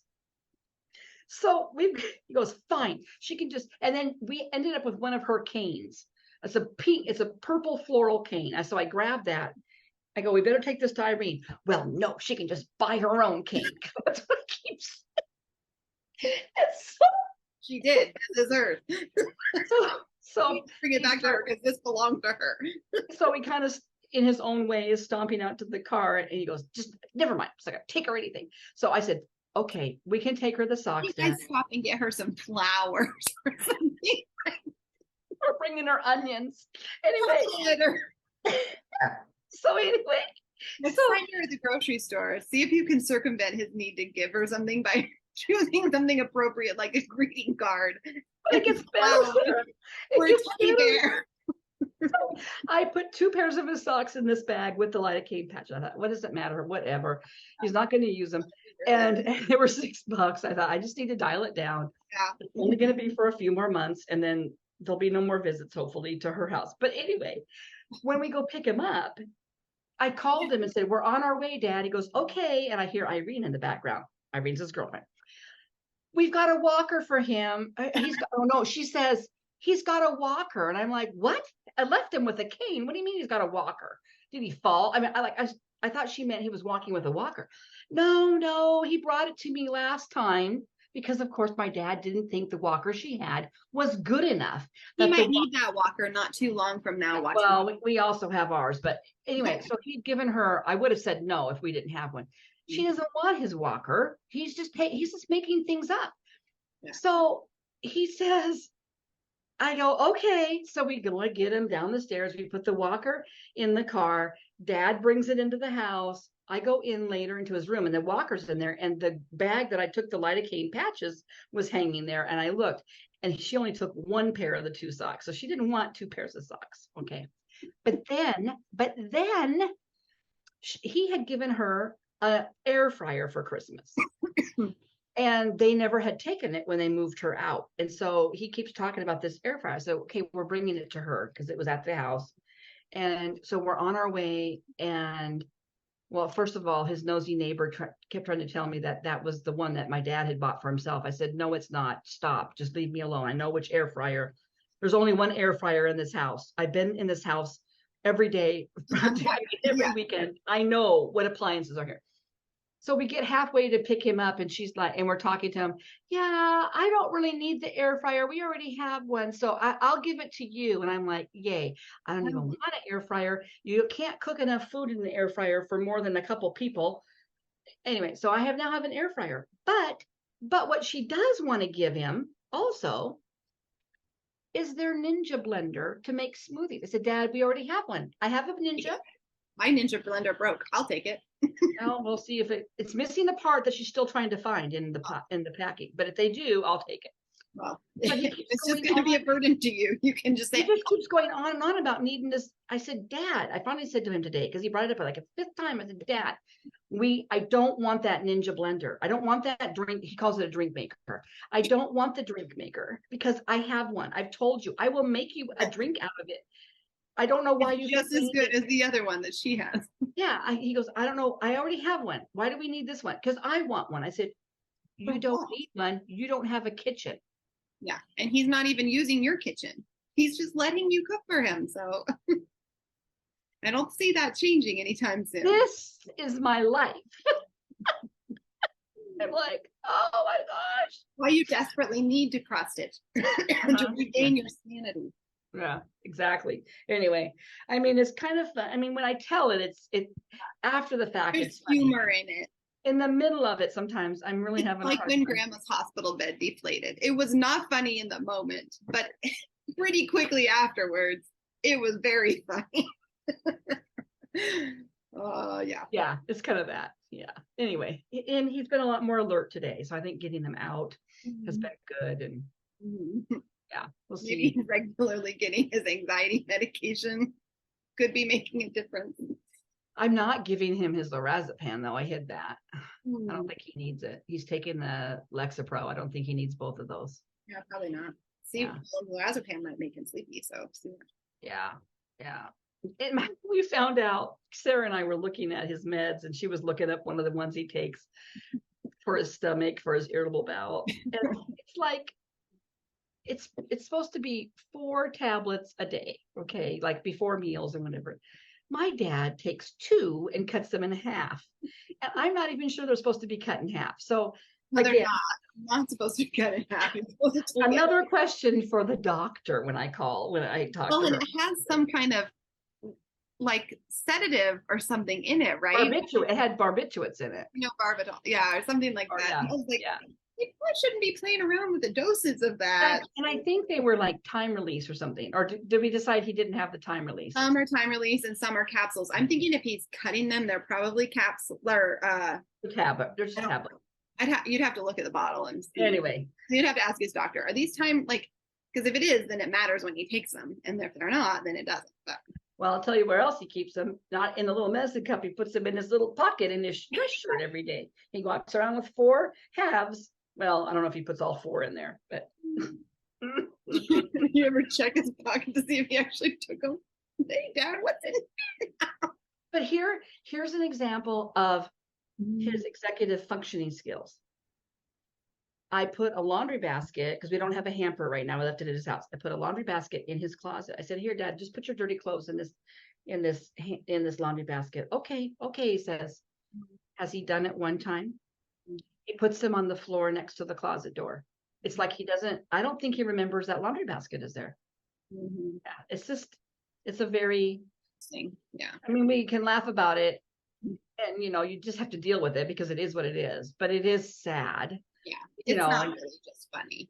I mean, you kind of have to laugh through some of the sadness. You do. It's like when Mom was on hospice. We laughed through some of that stuff because you have to. Yeah. But it is hard to see your father, not be able to figure out a problem. Or my dad was the major breadwinner. He was the one that took care of everything. He was the competent. My mom was competent, but as far as planning things and vacations and money, he handled all the money. He did all the driving, and to come to this, and he's healthy. That's the other thing. Other than this, he's a pretty healthy guy, and so to have your mind not be working is just rough. It's just rough, but we'll get through it. And I'm glad he's here. I'm glad he's here and not at home anymore by himself. Oh my gosh, you guys. Like I said before, I don't know if he was really this bad at home or if he kind of took a little bit of a dip moving down here with all the change and his routine is different. But because he's very routine oriented, everything needs. Given the number of phone calls we were getting the weeks prior to him moving here, yeah, he was probably struggling. Probably, yeah. So it's a good thing, and I'll keep him here as long as I can, and then when I can't anymore, we'll cross that bridge when we get to it. But anyway, yeah. So, yeah, it's a new thing. It's a new thing. And has my sister called me once? No. That would be a negative. Yeah. I feel like this kind of stuff brings out the best and the worst in people. She called him once last Sunday on Father's Day, and she hasn't called him again this week. She hasn't called him. I thought maybe she called today. Can't call him. And a phone call would just mean the world to him. It's a lifeline to him. So it just irritates me that she doesn't call him more often. Yeah. But you guys, what do? You can't make somebody do it. So he jokes around sometimes. He used to say to me, "Oh my gosh, you called me. My phone rang." I go, "What are you talking about?" "Well, my phone just never rings." Like, haha, I never get any phone calls. And so I called him at Irene's to say we're on our way. And he was laughing. He goes, "My phone is ringing." I go, "Yeah, Dad." He goes, "Yeah, it just never rings." I said, "Well, Dad, you live with me now, so I'm not going to be calling you anymore. I could go to the next room and talk to you." Oh. You know what else I realized, Sarah? He does not know how to, on his cell phone, he only knows how to do what's in his contacts. He does not know how to do the dial pad. I couldn't figure out what was going on. He goes, "I need to call so-and-so. And what am I going to do? I don't have my landline anymore." Like, "Well, Dad, you can use your cell phone." He goes, "Well," his sister called because anyway, I said, "Well, here," then I realized maybe that's what's going on. I said, "Oh, well, let me put Aunt Vicky's number in your phone." "Oh, okay." Then he came out today and he said, "I don't know how I'm going to contact US Bank." I said, "Well, Dad, you can call them." He goes, "I like to call them to get my balance and hear what checks have cleared rather than look at his statement." Do it on the landline. He dialed a landline, but he doesn't know how to get to the dial pad on his cell phone. Oh, it's He a only knows screen. It's not a. It's not like a flip phone with a touchpad. No, he's got like what Dad's got. He's got an Android, but he only knows how to go to contacts and pick a number. Right. And he might not be able to learn. And so I said, oh, well, we'll put US Bank in your contacts. But I couldn't figure out, there's been like 3 times recently where he said, well, I don't know how I'm going to call so-and-so when I don't have my landline. I said, well, you just use your cell phone, Dad. Right. But he doesn't know how to get there. And you don't think he could learn. Like he's not learning. He's not remembering when you He show it. won't remember. Yeah. Right now we're working on the remote control. That he might learn because he's going to use it a lot. He is. And he's learning to fast forward to stop it. And he kind of, yeah. But that's been a big thing. Well, it's like when Dad was telling him, like, remember to put your cane to your side, not in front of you. I felt like there was a disconnect. Like he would hear and do, and then immediately, like, almost not really even remember. I mean, he remembered because sometimes he would like, it was like he would remember and then jokingly like put his cane and then like at Dad, kind of like a snarky joke. So like I knew it was there, and maybe like seeing Dad and having the cane triggered it because Dad was the one like, remember, you don't want it in front of you. You don't want to trip over it. Never put it in front of you. Yeah. But I was like, I think that kind of stuff is going to be really hard for him to remember. Yeah. But you know what's interesting is that when we took him to PT yesterday, we had my husband's PT from the physical therapist from his knee, which I love him. And he was so good with my dad. And we were actually going in for a follow-up. My dad has a bunch of tendonitis in his arm, which we figured out was from pushing up to get out of a chair. So we had just recently put his chair up on risers, so he's not using his legs more than his arms, right? So that he said, you guys did the right thing. That's exactly what he needed. But while we were there, we talked about the cane because it's a new thing. My dad did not walk with a cane a week and a half ago. And all of a sudden he started using it. So I think he was tripping at home and he was scaring himself because he said, I get kind of trippy sometimes. I thought, so we talked. So Ron, the therapist, looked at the cane, made sure it was the right height and said, okay, watched him walk. And my dad walks with his right foot turned out his whole knee because he's got an insert in his shoe that forces, because it takes the pressure off the arthritis in his knee. So but it turns his leg out. So that foot catches on the cane. So that sounds like maybe what happened for him falling. Like so he said, let's try your left hand. And he did much better. Right. And so then he had him practice, and stuff. And as we were walking out, he was following us out, to the doorway to leave into the office. And my dad stands up, picks up his cane and is carrying it. He goes, you need to put the cane down, Mr. Fearing. So he puts he put it in his left hand, and they walked ahead, and Ron looked at me, he goes, he's gonna forget. He's gonna go hand to hand for a while, but you'll be surprised, even with what's going on. It will become more natural for him, and he might, he said it's surprising that sometimes the things that we think they're not going to remember. So I have great hope. Yeah, because he's very wobbly all of a sudden, very wobbly. And Dad thinks, well, he doesn't have any strength in his legs. I said, I think that's part of it, but it's also part of the Alzheimer's. Yeah. When your brain isn't working and those connections aren't working. It's also like those things start to just be impacted. And so that's why. And that has gotten much worse in the last month. Yeah. So anyway, just, love him as much as I can and make his last days as happy as I can, and last years or whatever. I mean, it could be years. He could live to be 90, and knowing him. Yeah, probably will. The man is 86. He's on no heart medications, no cholesterol medications, no blood pressure medications. There is nothing wrong with this dude's body. Oh my gosh. Yeah. Anyway, well, neither one of us have Hall. Nope. No Hall. We talked about Grandpa instead of Hall. What? Oh, plans. We haven't talked about our plans. We do have some plans. Well, yeah, because I don't have it. Well, you talk about not reading challenge. It's got reading challenges on the brain. The nap time stitcher plans that we were talking about. Okay, so is she called? Hold on. So there's an Instagrammer. She on my phone. Her name is the Nap Time Stitcher. Yeah, and she did. Have seen challenges before. Just a second, I'm trying to pull it up, and my phone is being. Oh, my phone's all the way around the counter, so I could go get it, but I got it. No, I got it. I just had to open this up. I'm having problems. Like a summer. What's she calling it? Summer. She's calling it Summer Stitches Challenge, and she did the Olympic one.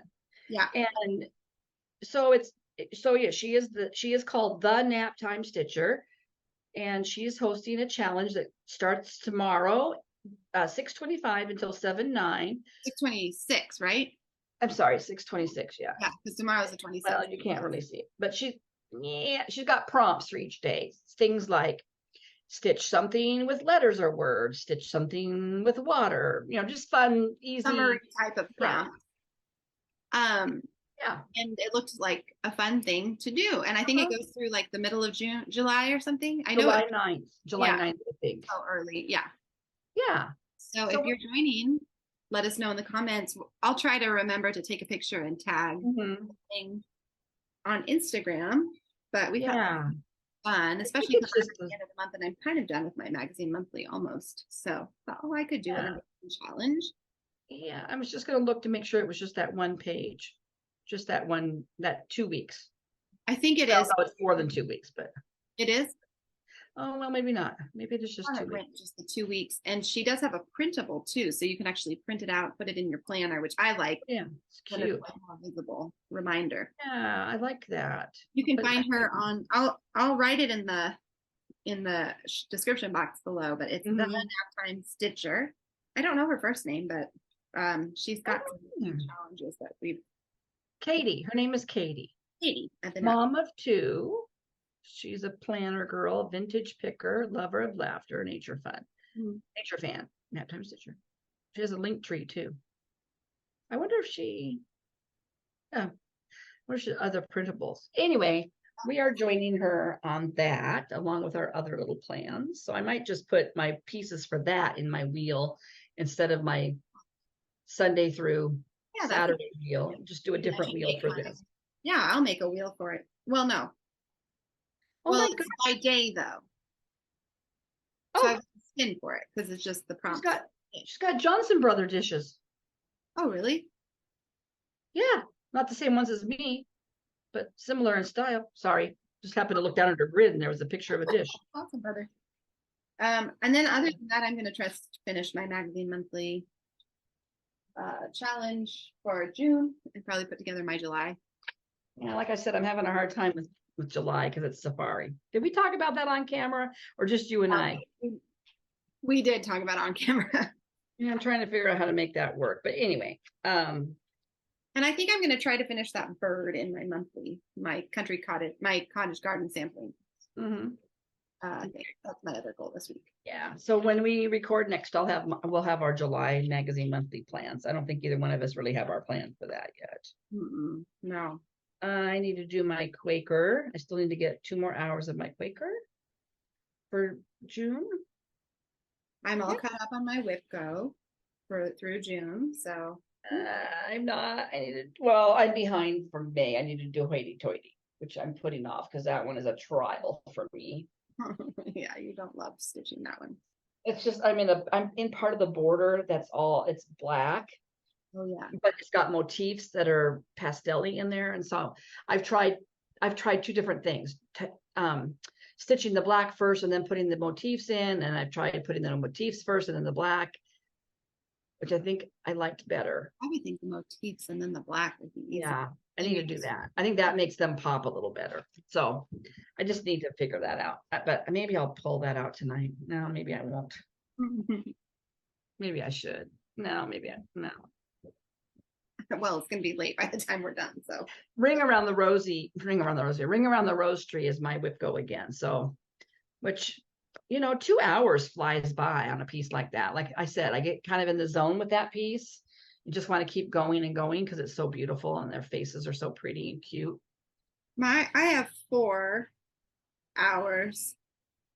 I had left my free space blank, just I free. do too. I knew I was going to probably want that, Yeah. especially if I was doing 4 hours on my.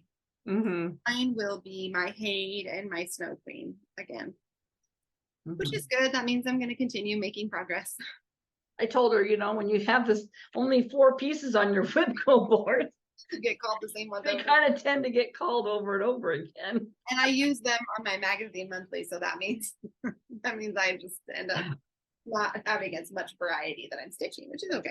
But you're making progress. Yeah, I have been really having a hard time not keeping on stitching on that birdie, that little Yeah, well, you're kind of driven on that one right I was now. like, having a nice time. Yeah, And the chick one. yeah. Oh, that's okay. Look at you almost have I that. got my other ones, done too, but those are the ones I just kind of want to stitch. Yeah. Let's see. Oh, the other thing we meant to talk about is we had originally planned that we were going to do our Zoom meetup next Sunday on July 1st. But if you joined our one in July last year, you might remember that it happened to fall. We had scheduled it, and then it happened to fall on the same day that my husband's work was taking all the employees to the Mariners baseball game in Seattle. And I was like, I found out kind of late, and we were like, we're going to do it anyways. And I think we'll be in the car. And we weren't really in the car. I was doing the Zoom chat in the stadium up in it was terrible. It was just a terrible experience. And that was. Well, because we were doing our July ornament exchange. So it was kind of a big deal. So it was a big deal. It was like, but I couldn't, I wanted to be at the game too with my family. Anyway, it was fine. I can't believe it's been a year since I still remember that, like it was just yesterday. Oh, we didn't do that ornament thing this year. That's okay though. Maybe we can do another one next year or something. But we realized we scheduled this one for July 1st. And then I got contacted by my husband. One of his employees is planning this, and she's like, we're going to the game on the 1st. And I was like, oh, geez. Well, I'm certainly not going to be doing it from the car or the stadium. So we're going to push it back to July 8th. If you already told us you want to join, I will be emailing you this week to let you know, just in case you don't watch this, that we're pushing it back to July 8th, Saturday. Pushing it forward, not back. Yeah, a week further out. But if you couldn't join on the 1st, now you might have a chance to join on the 8th. Yeah, because like Tina said that it's a holiday. What's the holiday in Canada? Remembrance Day or something? Or no, I don't think she said what holiday it was, did she? She did. I can't remember, Tina. I'll look it up, but she wasn't sure she'd be able to join because that's a holiday in Canada. And I had no idea because, well, maybe my planner says what it is. No, it's Canada Day. That's what I was gonna say. I just said that. Is it Canada Day? Which is like their independence, right? Yeah. Or their national holiday. So if you're in Canada and you weren't sure whether you'd be able to make it, maybe you can on the 8th now. So email us if you're interested in joining our Zoom meetup. We just chat. We pretend we're at a coffee shop together and share what we're working on, and that's fun. Connect, and it's fun. So email us at stitchandstuffxs@gmail.com, which is down in the description box. And let me know you want to join the Zoom chat, and I will make sure to send out a Zoom invitation for you the week of. And we'll be doing it at noon Pacific time. I never know if it's daylight or standard. I stumble over it every time. Whatever time it is right now in the Pacific time zone, it will be at noon. It's daylight savings time. So it would be like 3 p.m. Eastern. Yeah. We try to do it early enough, but not too early. Everybody can still do dinner if they're later than us. So those are the plan. We were going to talk about that challenge. We wanted to talk about the Zoom meetup change and our own plans. And what did you finish? The husband? I did finish the husband finding book. Yes. You did? Great. Did you like it? I did like it. Satisfying? I did. And I started a new one. What's your new one you started? It's called Last Summer at the Golden Hotel by Alyssa Friedland. And she had written another book about, it's kind of a family drama. Let's see. That was really popular a couple of summers ago. It was called, I think it was a family that went on a cruise. Friedland. Okay, let me just find it because the Floating Feldmans. I think her books are kind of revolving around Jewish families. I wonder if she's Jewish. Friedland. But I guess the floating, I have that book actually in paperback, but I can't, it's packed away. But I had gotten Last Summer at the Golden Hotel on my Kindle, and it's kind of, I'm not very far into it yet, but I do like it. And it's the same kind of setting as Dirty Dancing. So it's in the Catskills. Oh, like Mrs. Maisel. And like in Mrs. Maisel. Did you watch that? Well, I watched part of it, yeah. So these two Jewish families, the what are they? The Goldmans and the Weinsteins, the Weingold and Goldman families. Okay, so the two husbands of those families were childhood friends. They bought this hotel resort in the Catskills. It was very popular back in the, during that time period when people went to those, and I did not realize, but apparently that whole Catskills area was kind of known as the Jewish playground, summer playground kind of. I think a lot of those places were owned by maybe Jewish families, or Jewish families went to those. I don't really know. I haven't gotten that far, but it's now present day. And so they raised their families there, these, and apparently the two wives, they're very different from each other. They don't really get along, I don't think, but they make it work while they run this hotel. And the two husbands are best friends. And then one couple has two boys and the other couple has one girl. So I think it's going to be kind of a generational thing, but it's also present day. There's an offer to buy it. It's failing now. It's in the 80s, maybe. I don't think it's 2000s. I think maybe it's 1983. And one of the sons of the first couple is running it. And they got this offer to buy it, and I don't know if they're going to turn it into, and that's all the farther I've gotten. But I think the children and the grandchildren then come forward and all have a say in what they want to do with this property. And I think it's one of those family dramas that unearths family secrets and drama, but it's so far been an easy read, like an easily readable book. So I'm kind of excited. It's kind of a nice summer book. And the characters are developing. You get a real feel for the one woman real quick. The one mom, she's very, very snooty. The other one, yeah, very polished, very put together, very much likes the attention. Yeah. Do you know, if you watch Dirty Dancing, and at the end, how at the end of the summer they have the big dance? Well, the preface of this book, or the very beginning, is like the end of a summer, and she gets up on stage and she's always, has her special dress on, and she sings a song, that this song. It's the tradition. And at the point that this is happening in the past, like in the 60s, or her daughter is maybe 13, and she's sitting down at one of the tables because they've had dinner, and her daughter's just rolling her eyes at her mom, kind of at that age. So anyway, I got a chuckle out of that. So are you reading anything lighthearted, or are you still reading that crazy book? What crazy book? Oh, Tolstoy, or who are you reading? Oh, Dickens. I am still reading that. Did I talk about The Devil's Arithmetic last time that I read? That's a book that was actually on a free reading list for my girls, for related to their curriculum for school, but not assigned. It's by Jane Yolen, and it was really good. It's geared towards young readers, but it's about a Jewish girl in New York. I don't know, not quite modern times, maybe. I don't remember what time period, present day-ish. Well, probably not quite present day, because her grandfather and her great aunt were survivors of the Holocaust at a camp. And she's kind of like, what's the big deal? She's a little traumatized by their trauma.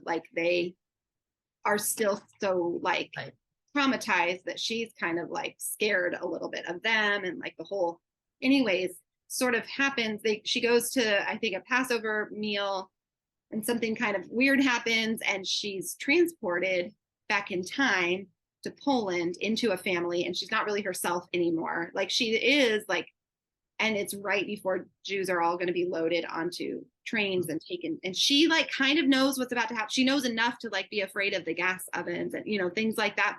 But then as time goes by, she kind of forgets, she doesn't even really remember that she had another life. Anyway, it's really interesting. It's not lighthearted, but it was also really beautifully written, and it's sort of this nod to the fact that the younger generations are still really impacted by what happened with their families. Yes. But don't really understand all the time, because they can't really relate, because that's not necessarily the world that they're growing up. And I also think a lot of family members that survived it don't talk about it, because they don't want to talk about it. How could you? Yeah. So anyways, but I can really recommend it. It would be along the lane of Schindler's List. It's sad. It's hard, it's a tough topic. but it was also really great. And I really want Liddy to read it. She was reading another one, same kind of, well, I think I have Number the Stars by Lois Lowry scheduled for her, which I think is kind of a similar. I read a ton of those World War II kind of novels growing up, and Yeah. I feel like I have a pretty good picture of what. Yeah. And I understand that idea of it being a hard topic and yet being beautiful, because when you mentioned Schindler's List, I mean, that is a movie that, you know, when I that wouldn't just watch it all the time. huh? I wouldn't just watch that all the time for kids. No, but when that movie, I've watched it a few times, and when that movie starts and that music starts, I start crying. Yeah. But yet at the end of the day, you know, it was just, I feel like that movie was so beautifully done and respectfully done. And I think true to a degree, you know, as much as they could be in a movie form of Schindler's life and what he did to save those Jews and what he had on the line to do it. So there was not a hopeful, but a redeeming, you know, there was something beautiful, and it changed him. You know, it changed him into a better person. He wasn't a really great person, I don't think, in the beginning of the war. I don't think he really thought about it. He was about making money, right. And, you know, and so, you know, I feel like that's kind of the same kind of thing, that, you know, it can still be written and the story can still be told in a beautiful way, even though it's a rough topic. Yeah. And it wasn't like I wouldn't have qualms in terms of like the content. It's heavy. Right. Yeah, but it's not graphic necessarily. You know, like, so if you have, if you have sensitivities to things like that, this would be a book that you might really enjoy. I saw, by the way, I think it's on one of the streaming services. Is it on Amazon? There's, I think, a new Corrie ten Boom movie or documentary. Yes, I think I can't remember what it's on, but I've been tracking along with the Rabbit Room, who I think helped put it out. Anyways, yeah, I know there is a new I don't know anything about it, but you know, that's another one that I haven't really done a lot of reading or research about it either. But yeah, I'm gonna have Liddy read that, I think, this coming year, that first school. I think she's gonna be in 8th grade. It's appropriate for her. I think you should read it out loud to her, because that's a really fun book to read out loud to your kids. Gosh, well, we just did Where the Red Fern Grows, so I'll probably take a break for a little while and I'll read aloud. Did I talk about this book last time? No. Okay, so this is my other book, along with David Copperfield. And then I finished Devil's Arithmetic before I started this. I would say this is along the lines, let's see. Somebody says this is like where'd it go? Bram Stoker, who wrote Dracula, meets Stephen King meets Michael Crichton. So Guillermo del Toro he does a bunch of movies. He's like a screenwriter, creator, and he did Pan's Labyrinth, which is very heavy, also World War II kind of themed, but fantasy, like kind of horror-ish. But anyways, I would kind of put this in the vein of Stephen King. Quick synopsis, let's see. I don't really want to read the back, but basically a Boeing 777 is getting ready to land. Things go fine. I told you about this a little bit. You did talk about this, but I don't think yes, I remember it now, because you talked about that Pan's Labyrinth. Yeah. But they get ready to land and do they disappear? No, they land and all the power to the whole. Oh, that's right. It's a vampire. You thought it was kind of a vampire, maybe. Oh yeah, I don't want to give any spoilers, although the back does say this plague will spread like all-consuming wildfire. It's in New York. Lethal, merciless, hungry, vampiric. And so then there's lots of different characters, and so anyways, the strain, that topic makes me think it's like another pandemic of some kind. And this is virus. A trilogy, so I don't really know that much. Yeah, I was thinking it was going to be something like that, but I'm kind of thinking from a few other clues. Well, and this says good enough to make us break that vow to swear off vampire stories. So I guess it's pretty clear from the back that it's going to be a vampire story. But I didn't know that when I. Oh, that's right. There was a casket, or there was a casket of dirt or something on the plane. Yeah. So I don't want to give too many spoilers, but what they do when they finally go into the plane, I don't want to tell too much, but they do discover there's like a box full of dirt, which is very Dracula. Like Dracula, which I read earlier this year, ships himself overseas, and he can do that because he's in a you can sleep in this coffin box full of dirt. So they pull something like that off the plane, and then immediately I was like, Dracula, this is a vampire story. Yep. Which I guess if I'd read the back more closely, I would have been shocked at. I was like, what? This is a vampire story? Yes. Anyway, it's kind of fun. I'm not very far, but you know, oh, I killed it. No, I didn't. So I'm really only this far in. I have a lot left, and it's 3 books apparently. So if it's good, I'll keep you posted. You have a trilogy coming. Yeah. Maybe. Yeah.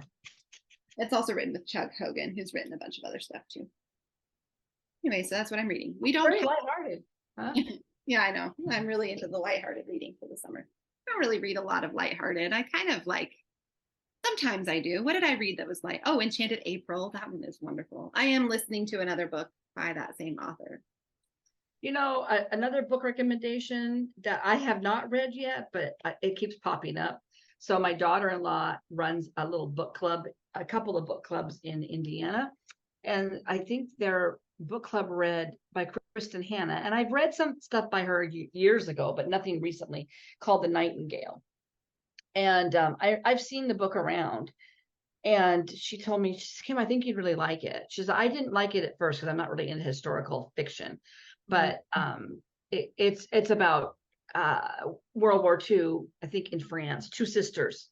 And I think they've been separated or by circumstances, something like that. I'm not sure exactly but they, at least one of them ends up working for the resistance in France. And but Stitchy Princess Black, who is Ekaterina Spaniella, the Ukrainian designer that we talk about quite often, she just posted about it and said it was a beautiful, beautiful book. So if you're looking for kind of a historical, I think it's fiction. I don't think it's true people, but it's based on like, could have been true. Right. Called The Nightingale. Nightingale. Yeah. I read one of hers. I can't remember what it's called. They made a TV series out of it. And I just did not care for it. Mm-hmm. I read it all the way through thinking, I think I like this. I think I like this. And I finished and I was kind of like, meh. I probably could have stopped reading this halfway through and it would have been fine. I don't know. I can't even pinpoint why I didn't care for it. She's written a ton. Yeah, she's written a ton. I cannot remember what it's called. But anyways, I had already at a library sale or something picked up Winter Garden. Nope, but I have that one on my shelf. So if you want to read any more of hers, they're all yours. 4 Winds, Summer Island, The Winemaker's Wife, Fly Away, Wild Export, Magic Hour, Night Road, True Colors, Firefly Lane. That's the one. Yeah, I mean, it was okay. It's not my kind of book. I don't think there's anything wrong with it. Yeah. And maybe for other books, I should just give another try. But I kind of was like, wasn't really my kind of book. But it probably was kind of your kind of book because it was like over a span of generations. I think I read that one actually. I think that one came out a long time ago and I read it. Yeah. I felt like I thought I don't know. I was kind of just indifferent about it. That's probably the right word. I did not like it. I just kind of was like, well, if it's not your style, it's not your style. And maybe in like 10 years it would. Like different books hit you at different times, different ways. Oh, I think so. For sure. For sure. Like 10 years ago, I would have had no interest in it. Then I don't think it's crazy if anybody else is like, you're reading that? Fine. But you don't want to read Kristen Hanna, who's like super popular right now. I don't know. Yeah. But I do have like 3 or 4 of her books. So maybe I should try again and just give it a shot and see if I like another one of hers. You probably just need to be in the right place, maybe. Yeah. Need a beach read or something. Yeah. We don't have a giveaway this week. Things are kind of crazy all around. Oh, sorry. Next time, maybe I'll try to pull something together. I probably have something cute, but a lot of the things that I kind of have tucked away to give away are a different season. Yeah. No, I'm hoping to get out to do my own little thing next Friday for a little bit, a couple hours. I was going to try to go this week, but then we had to do paperwork stuff for my dad and he had PT. Yeah. Maybe so I don't have anything on the calendar for next Friday. So I'm hoping I can take a little getaway. Be nice for you. Yeah. But yeah. Yeah. Okay. Yeah. I think we covered it all. And it's getting close to 10. It is. I should probably quit. I would like to get this up tonight, but I'm kind of thinking we'll see. Okay. Might be tomorrow. I'll probably do it tomorrow morning because I have a little bit of time. So Monday morning, I'll start uploading it. Hopefully you'll be getting this by Monday afternoon if you want. Hopefully. Okie dokie. Well, everybody, thanks for watching. Leave us in a comment. Tell us in a comment, what are you doing for the 4th? What are you stitching? Let us know. Maybe we can actually respond to comments. I read them all. I read them too. Reply. Sometimes I reply. And then I think, oh, I'm going to reply to these, and then we're recording again. Yeah. But we do read them, and we do appreciate them, and it is fun to see what you guys are thinking. And yeah. Correct. Yeah. And I think that's probably why we like our stitchy friend thing, because we get to see what people are stitching too. Yeah. Because we're nosy. And that's more like back and forth. So that's fun. I like that about our Zoom chats. Yeah, we're just kind of nosy. We just want to know what you're doing. Tell us, how are you doing? I hear the vacuum going. I didn't tell you this. Your dad's working on that kitchen cabinet under the sink. Yeah, I did know that. And he had a little hissy fit because I took a ham steak out for dinner tonight. I took it out this morning so it would thaw.